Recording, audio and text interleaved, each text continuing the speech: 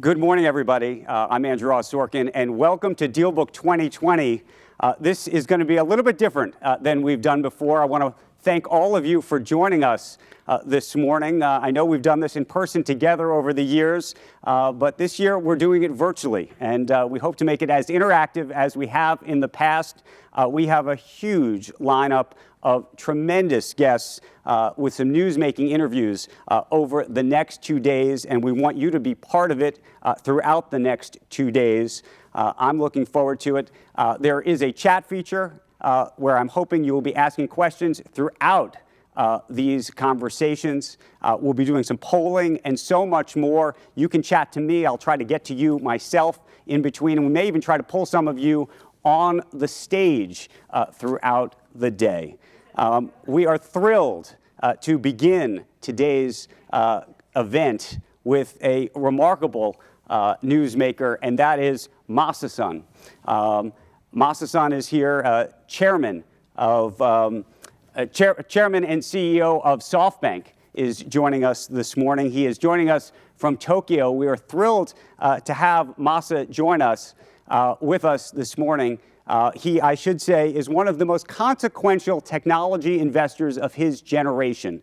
Back in 2000, he invested $20 million in Alibaba.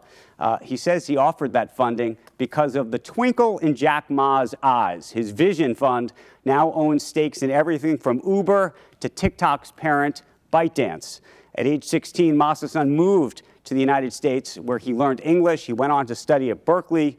And he had hundreds of inventions that he used to write in a little book. He called it his invention idea notes, one of which was an electronic translator.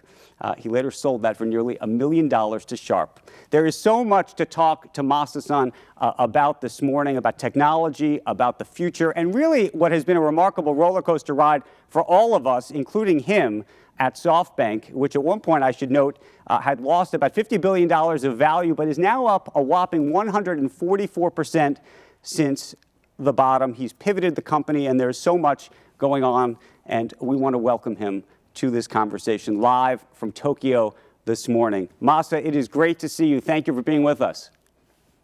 Well, Andrew, thank you for inviting me. I'm excited to join the chat. It's nice to see you again. I hope next time we do this, we can all do this in person. As I said, there's so much to talk about, but I'll tell you where I want to start the conversation because I think you were early on this. Back on March 11th, you went on Twitter for the first time in many years, actually, I think 3 years, and you wrote, "It's been a long time since I tweeted. I'm worried about the situation of the new coronavirus." You've always been the eternal optimist, so I want to know what was happening in your mind then. What were you thinking about, and what were the steps that you began taking? Well, I have felt this is not just a flu that some people were talking back then. I said this could be very dangerous. This could infect many hundreds of millions of people around the world, and many people might die because of this. And I was so much worried that this is something that's going to change people's lifestyle, and it's a life-threatening thing. And I was very I started feeling this could be something much bigger than people may think. Back then, the beginning of March, people were still optimistic. I was starting to get nervous about it. So I offered the free PCR testing to 1 million people in Japan, that I provide all the funding and provide the testing kits. And I tweeted that. And so many people, most of them, the doctors on the street, they criticize and say, don't do 1 million people's free test, because that would discover so many people of the infection, and that caused panic to the society. So you are trying to cause panic to the society You're not the specialist. You are not medical doctors. You're amateur on this thing. Don't just leave us alone and shut up.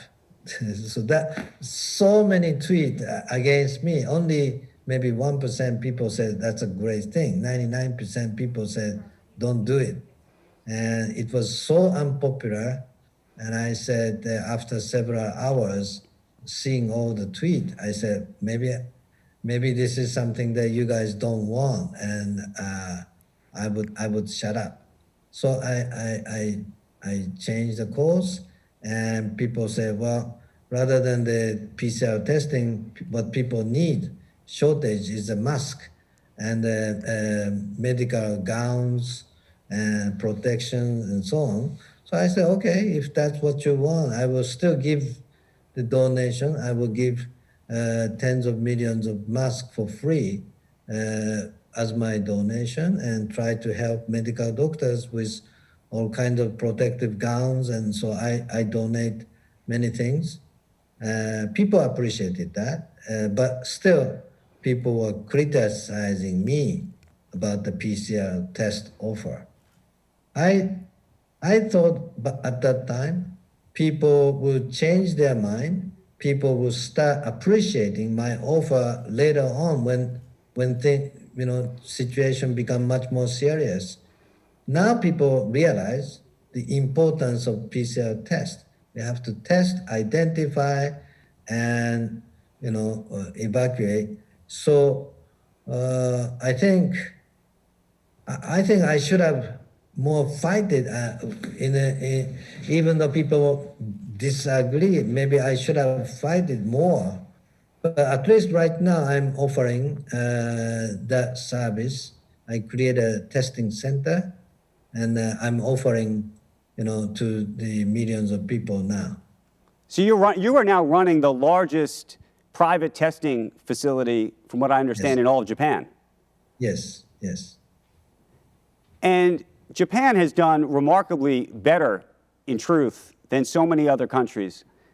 Yeah, it's lucky that even though the organizational effort, I think, is not good enough, but people on the street, citizens, they love cleanness. They all wear masks by themselves without forcing. Okay, so they are very conscious about this, and citizens' effort has been functioning very well.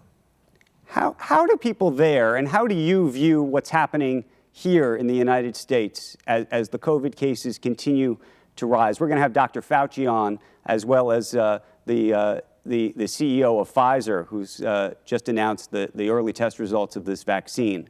But what is the view from your perspective of what's happening in the United States? Yeah, well, I think the technology of the vaccines and other things, solutions are coming from scientists, doctors. They're coming. One of the most leading countries, U.S. So people are expecting the benefit out of it, but still the severeness in the U.S. is pretty high. I'm very much afraid of all my friends in the state. I hope things get better quickly. I have so many friends in the state. I'm worried. We're in the middle of a transition in terms of the elections in the United States. You went and visited President Trump during the transition last time. I'm curious what you make of what's happening here in the U.S. right now.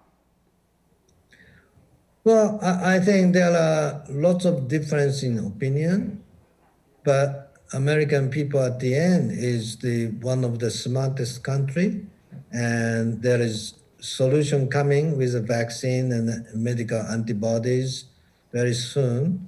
So I hope things settle down as quickly as possible. And in the long run, I'm optimistic, but short run, I'm pessimistic. You're pessimistic in the short run. Let's talk about some of that pessimism, because one of the things that you said earlier this year was that at one point you felt, quote, you had peered over the cliff edge. And this, I think, was a comment not just about the state of the world, but the state of business and even some of your investments. What did you mean by that?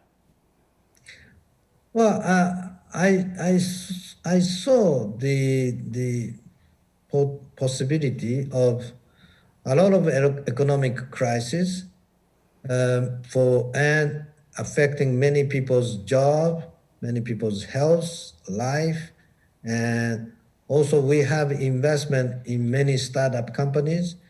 They may not have enough funding beyond the other side of the Death Valley, and I was afraid that maybe some of them cannot make it. So that's what I was afraid. Regarding Softbank situation, we have enough funding, enough asset, but I thought the cash is very important in this kind of crisis. So I created a target, our internal own target of getting liquidity and the cash on hand. So I said we're going to create $41 billion, $42 billion of cash piling inside with liquidation of some of the asset. And we do the share buyback.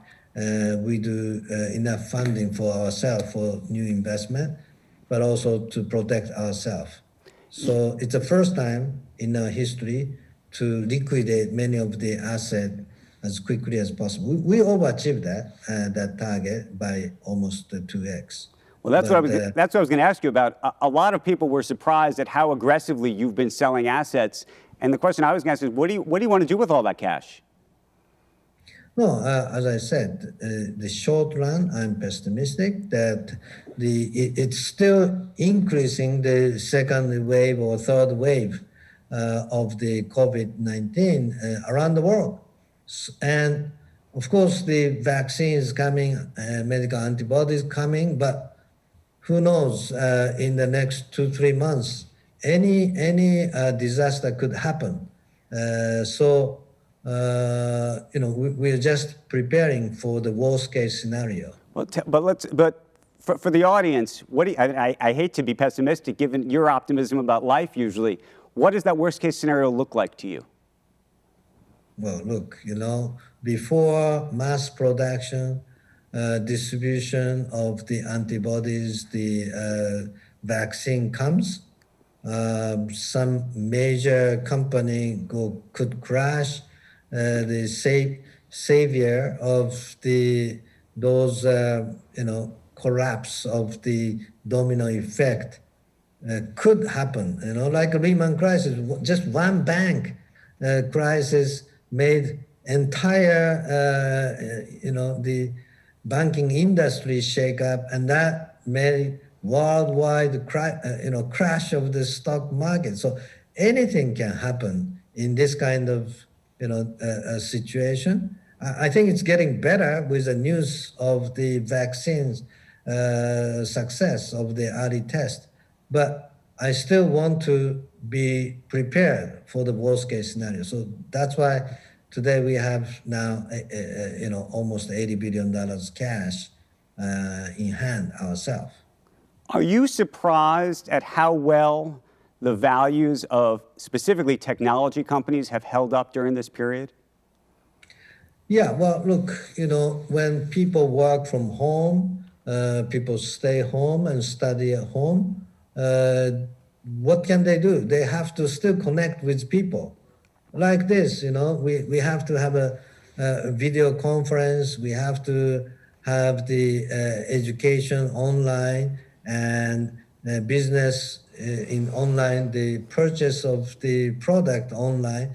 So it's accelerating the the companies with that finished the digital transformation or in the leading position of those. They would be a beneficiary of acceleration of the change of the paradigm shift. So of course they may suffer a short time for the advertisement revenue and so on, but many of them are actually having record high net income.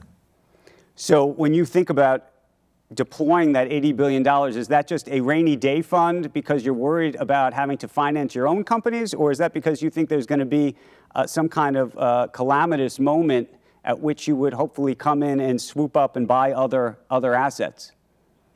Yeah, many optionalities, okay? If we can invest in these AI, front-end companies, if we can invest more into those opportunities, I will be aggressive.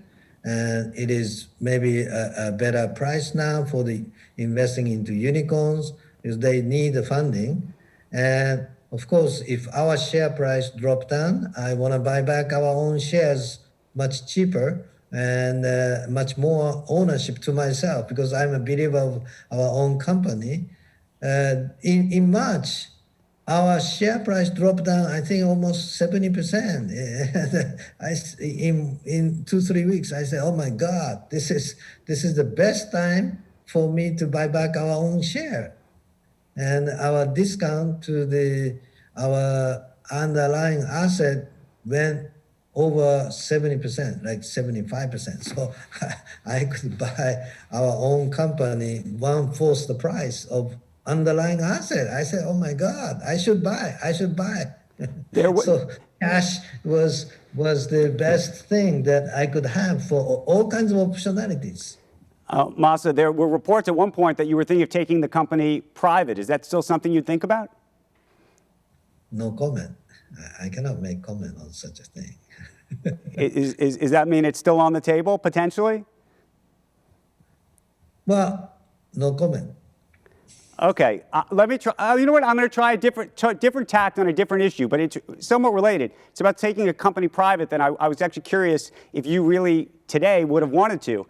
About 2 years ago, I don't know if you remember when Elon Musk wanted to take his company private, and I think there was a moment at which you were thinking about trying to invest in it. In retrospect, do you think? I was one of the guys discussing with him, and if I had enough money, or if I had enough guts, or if I was smart enough, I should have invested in his idea, and I'm not smart enough, so I bang my head, How much do you? By the way, on that topic, how much do you spend time thinking about mistakes that you made? There's some people who put them in the backview mirror immediately, and there's some people who study them for a very, very long time. Well, first, there are two kinds of people when you make mistake. One kind of people don't want to admit that you have made a mistake, and those people try to make all kinds of excuse and justify what you have made the decision in the wrong way. And the other group is accept and admit the mistake. And I'm the kind of guy, I would rather accept my stupidity and my ignorance, my bad decisions, so that I can learn from my mistake.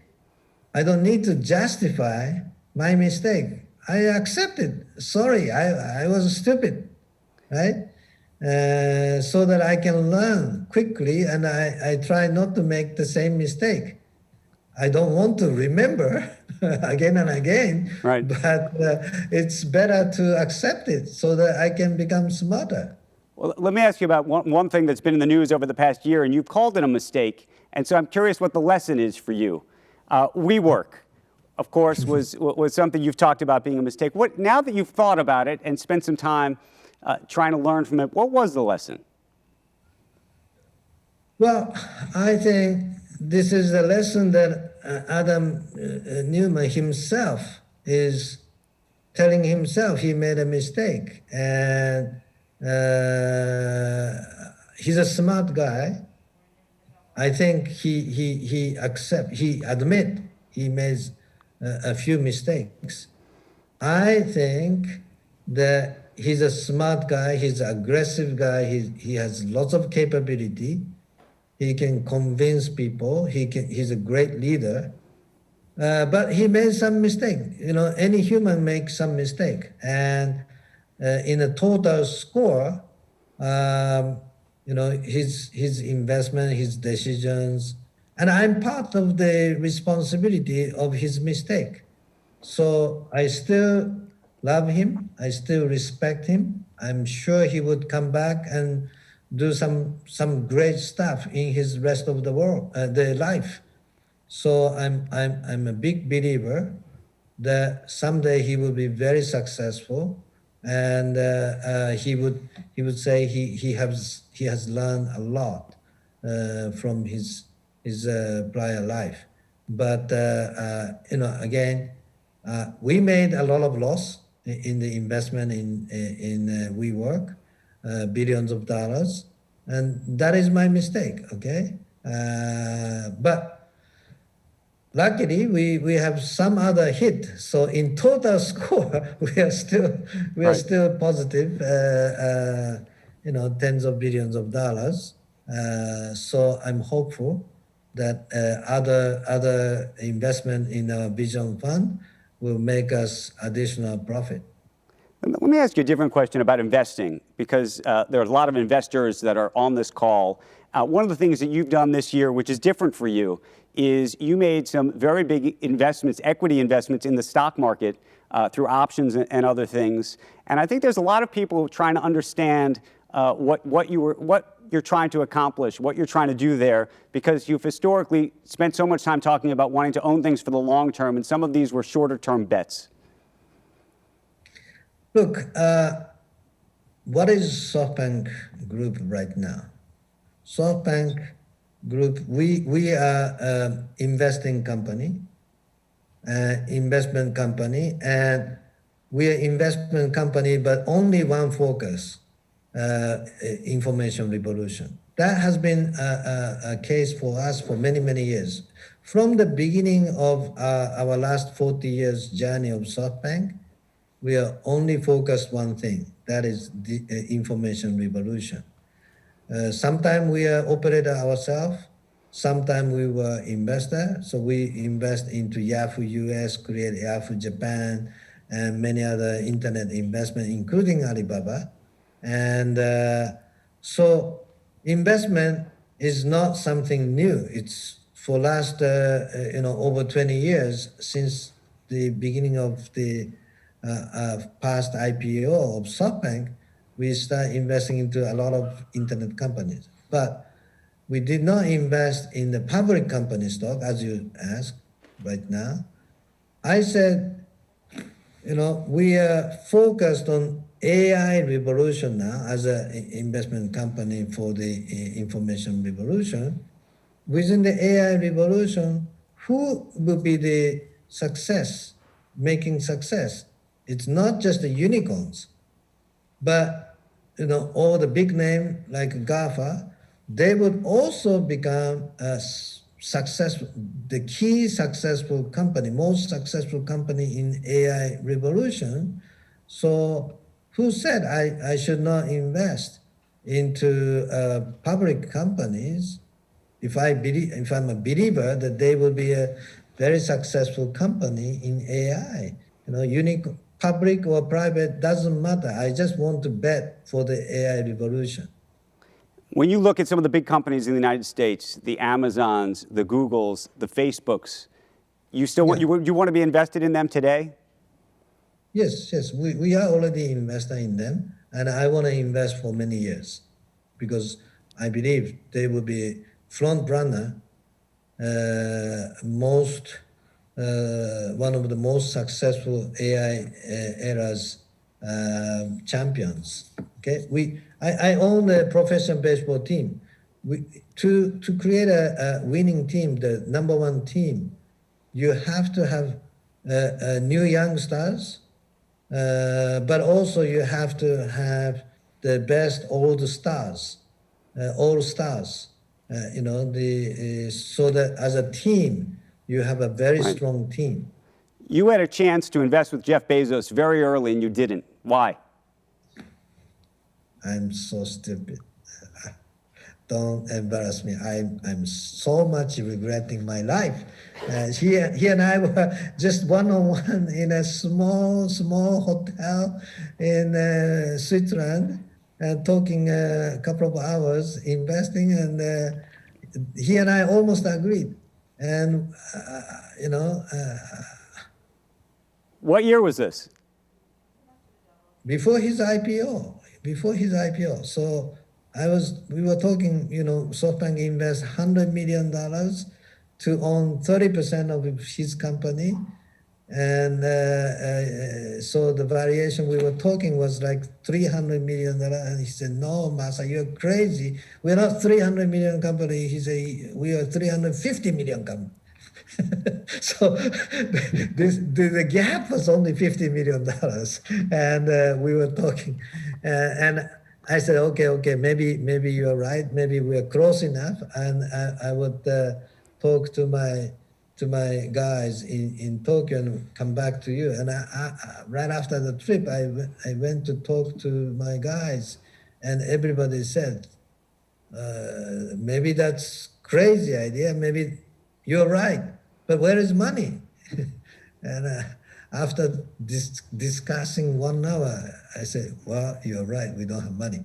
So we gave up that idea. What do you make? One of the big issues in the United States around big tech right now is the idea that Washington wants to break up some of these big companies. And you've often talked about scale, how scale is so vital and so important to creating some of these platforms. Where do you stand on this regulatory environment? Do you think, and at the same time, you own lots of small companies, startups and the like, that are trying to compete against the big guys. Do you think that the competitive field is not fair right now? Well, I think, depending on the execution that they do, sometimes they may be doing unfair stuff, which they have to correct it. I don't think they have been doing intentionally by accident, by mistake of some of their employees. They may have made a little mistake. They have to always behave themselves to be fair to all the participants in the industry. But should we have a pressure to break them up? I don't think so. Just being big and powerful, not necessarily evil thing. They are taking risk on R&D, and they are front end of the innovations. We should not kill the front end of the innovation. But of course, if the challengers get unfair treatment by them, then the environment is no good. Then, of course, they should be pointed out, and they should change their behaviors. So when you look at the big FANG stocks, is there one company you're talking about in particular? No, I don't say one specific company. I have a group of companies that I respect. Okay, I respect Jeff Bezos. I respect Mark Zuckerberg. I respect all the other, the founders and the CEOs. I respect Elon Musk. I respect Sundar, Satya, all those guys. It's amazing leaders of the innovations. Of course, Jensen is a great friend of mine with NVIDIA.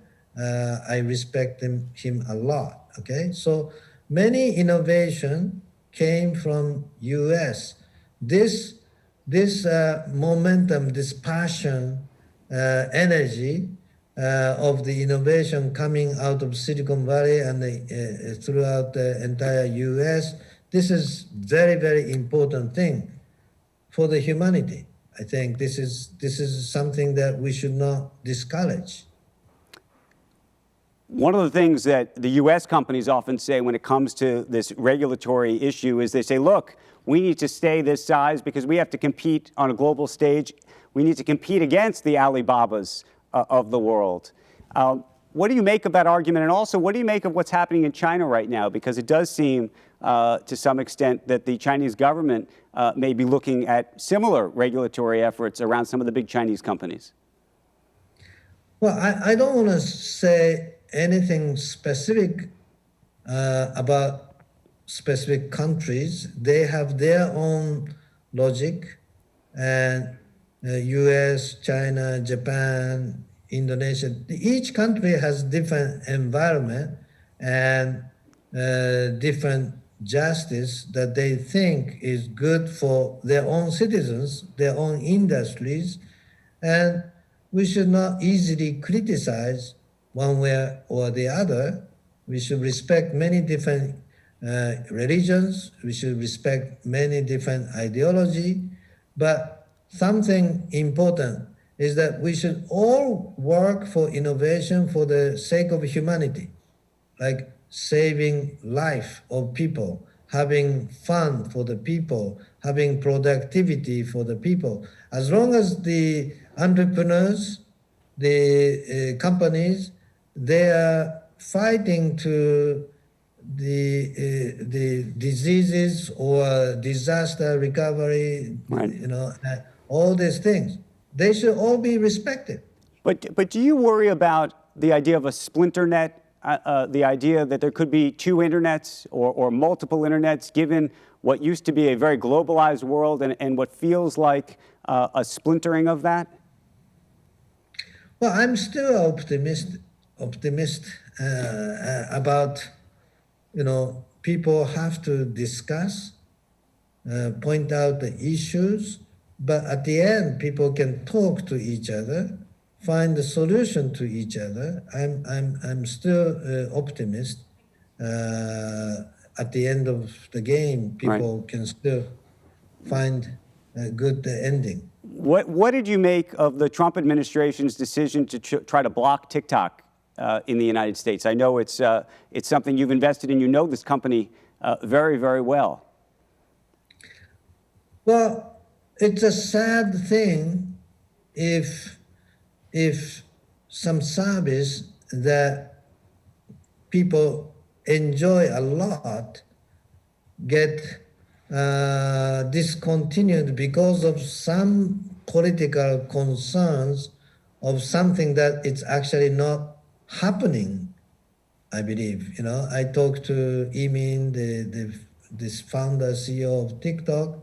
He has no intention to have the privacy or national security damaging for the US citizens or Indians or Japanese or Europeans.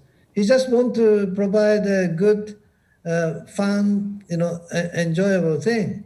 And so I hope if there is any concern, of course, there is always a solution, like putting servers in each countries where the politicians may feel much more comfortable about protecting security, national security, and block to the outside. And, so there's always a solution. And like this time, I believe having the crowd in Oracle, that Oracle, I'm also a good friend of Larry Ellison, and Larry was telling me that he would make sure that people feel much more comfortable about protecting this national security and so on, Right. which is one of the good solutions. As a technical solution, there's always a technical solution for the concern people may have. But do you think that there are real national security issues, or do you think this is just politics? I don't think there was an actual risk that much, but I know that some people are still concerned. So if there's a concern, there's always a solution. Instead of arguing about, endless concern, if there's any concern, let's have a technical solution so that people can still continue to use it. I'm in the camp of the believing people's goodness. Do you think that's true, by the way, of hardware, not just software? I ask because obviously in the U.S. there's been a big debate about Huawei. There was a debate about Huawei in Japan as well. Yeah, well, again, it's the same thing. You know, if there is any concerns specifically, there should be a discussion of how to mitigate that, okay?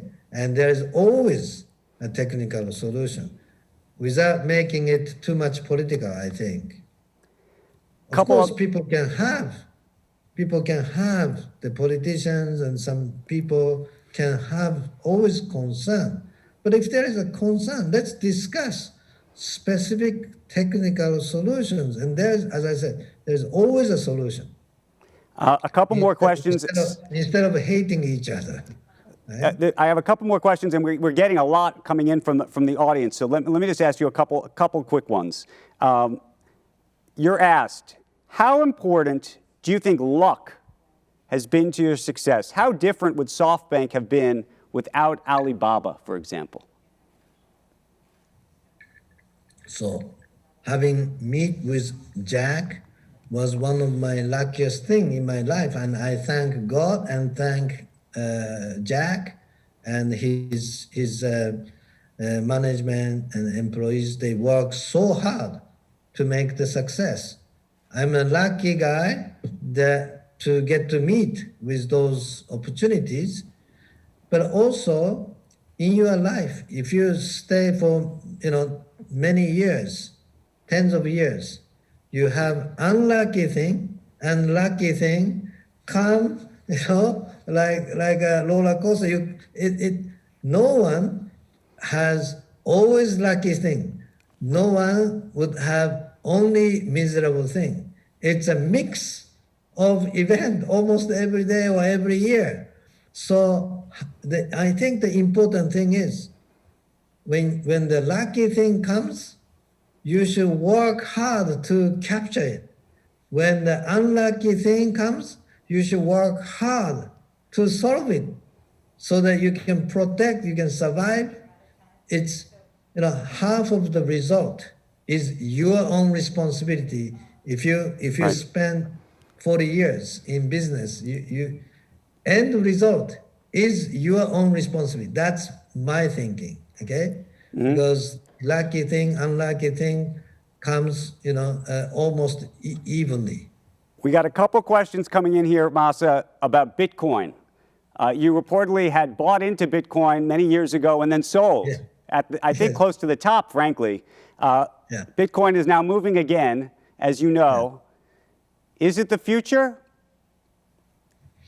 Well, one of my friends strongly recommended that I should invest at least 1% of my asset, my personal asset, invest 1% into Bitcoin so that at least you can feel something that you don't understand. I said, I don't understand.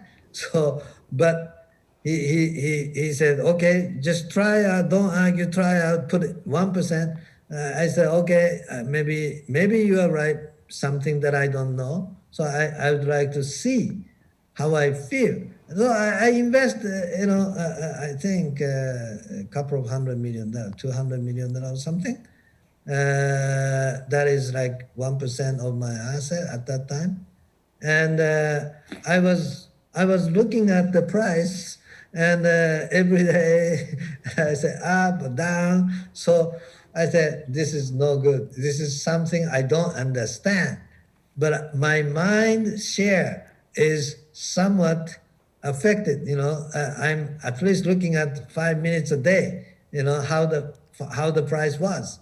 And I said, this is distracting my focus on my own business, so which I don't understand.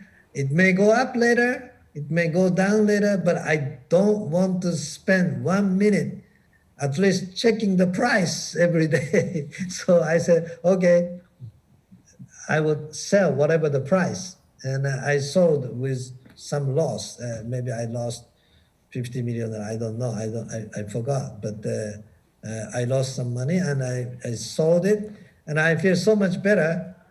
It may be today it's maybe more than the price I sold, but I feel so much better because at least I don't have to put my mind in something I don't understand. So this is not something long-term you think is going to be necessarily the future. I know you're somebody who's thinking 300 years out. Yeah, I think digital currency is definitely going to be useful, and with the security and so on, I think this is the digital currency will definitely be there. But I don't know what digital currency, what structure, and so on. I would rather focus my 300 years for something that I feel passionate, which is the AI focus right now. I want to stay only on that. Well, let me ask you two questions, and then I know we got to leave you, but one of the questions I wanted to ask is specifically about AI. Back in 2017, you said the following. You said, we're going to have white-collar jobs and we have blue-collar jobs, but there's a new collar that's going to start. It's called the metal collar. And the metal collar will not only replace most blue-collar jobs, but many white-collar jobs too. So when they become so smart and muscles move, this is robots, what is the definition of mankind's job? What should it be? What's going to happen to replace many of our jobs? And you asked the questions, but I'm curious 3 years later whether you think you have perhaps an answer. Well, I think it is accelerating to happen. The AI is getting smarter and smarter, as we see in the last 3 years. I think that this will accelerate. Many of the jobs that mankind used to do will be replaced. So we don't have to work 8 hours a day. We don't have to work 10 hours a day. Maybe 3 hours a day or 4 hours a day. Most people can still have enjoyable and productive working days and hours. And, all back 100 years ago, people had to work so much to just get the water every day, just to get the food every day. Now we don't have to do that. It's available 24 hours without going to the mountain or river. But many of the hustle that we still have today, like cleaning the street and manufacturing products, they will be all replaced by robots. So people can utilize the hours more human-like thing. Let me ask you a final question. Also, this came in, I should tell you, a couple of versions of this came in over Twitter. Being an entrepreneur, it's the age-old question, being an entrepreneur, are you born with it or can you learn it? I think anybody can learn. It's equal opportunity. Opportunity is there. It's just your mindset. It's just your effort that you want to go for that. But what do you think it is about you? Because you wanted this so badly, even when you were 16 years old, that you knew it and you had that passion. Yeah, well, look, in Japan, when you are born, when you grow up, you have to have the original home address that you register to the local government. Okay, I was born on a street with no street number. It was not legal place to build a home. So most other people, 99.99% people, live in a home with a home address. I'm born in a home with the official registration in the Japanese government book that I'm born and raised with no street number. Okay, so I start from nowhere. I wanted to become some meaningful guy, at least with a street number. Well, Masa-san, you have become a meaningful guy, and you have a street number, if not many more, and we appreciate you joining us today doing this virtually. I hope we get the chance to see you all in person. I want to thank everybody for asking these questions, for participating and trying to make this as in person as humanly possible. Masa, before we go, I want to ask everybody in the audience to participate in a quick poll. And we're going to ask this question again, I think, tomorrow as well, in large part because we just had a conversation at some point during our discussion about whether there's a market bubble. And I thought we should ask our audience to find out what they think about that very issue right now. So real quick, if you go into the polling feature on the screen, do you believe that there's a market bubble right now? We're going to ask it. And I don't know, should we show the answer right now, or do you think what we should do is show the answer tomorrow? We're going to show the answer tomorrow during the Jamie Dimon session. So go answer it if you can. Masa, again, a big thank you. I will usually, when we do this at Lincoln Center, sometimes people even stand up and applaud. So I will give you a quick thank you. I want just 1 second, okay? Yep. When we had a beginning of internet, the same question was asked. Is the internet a bubble? And actually, net bubble crashed in year 2000. But the peak of the net bubble today was not the peak. It was just the beginning of internet revolution. So the question it should be is it the bubble of within the short period, or is it the bubble in looking at 10 years or 20 years? Is this a bubble or not? The answer will be very much different depending on the time span that you ask and think. I think this is just the beginning of AI revolution, the tech revolution, information revolution. Softbank value of the asset that we own has grown 157 times in the last 18 years. When the same period, New York's Dow has increased 2.7 times, Tokyo Stock Exchange 2.1 times, Nasdaq 6 times. Softbank, from the crash, people thought this was internet bubble crash. I think this is the exciting beginning of the glory and excitement of the future of AI and the information revolution. Well, boy, that's my opinion. May have affected your poll, sorry. Well, boy, do I hope, and I imagine we all hope that you are right. Masa-san, thank you so much for joining us. We may ask that question tomorrow again. We'll get you the answers tomorrow as well. We very much appreciate it. I do hope to see you in person very, very soon. And thank you again for joining us. And thank you all for joining us as well. We'll see you back here at 11 o'clock when Dr. Fauci will join us then. Thanks again.